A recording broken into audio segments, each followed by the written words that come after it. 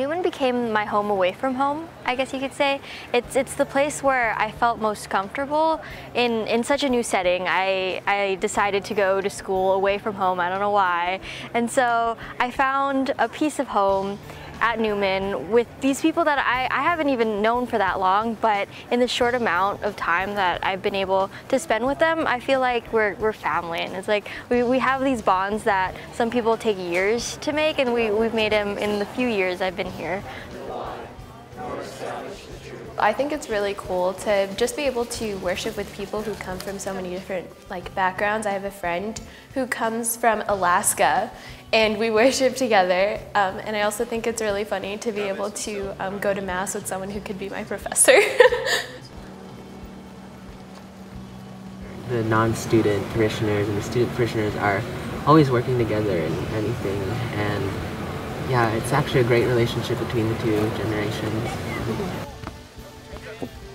Students, while they are here as students, are drawn up into the inner workings of the parish. They get to know people and their families, and also they get introduced to the many service opportunities that parishioners here that they carry out. I think that's a huge benefit, and it really encourages students to take their experience at Newman not just as a student, not just as something to look back on fondly, but something to build upon, where they go on to another parish and then they continue that ministry that they started here.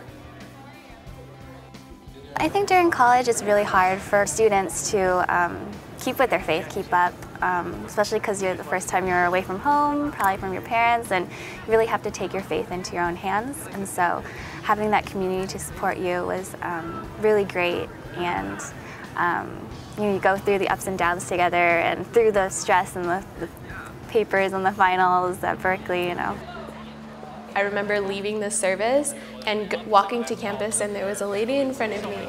And when we got to campus, I was like, "Happy Ash Wednesday," and she was like, "Oh, thank you," and it ended up being my professor. So I was like, "Oh."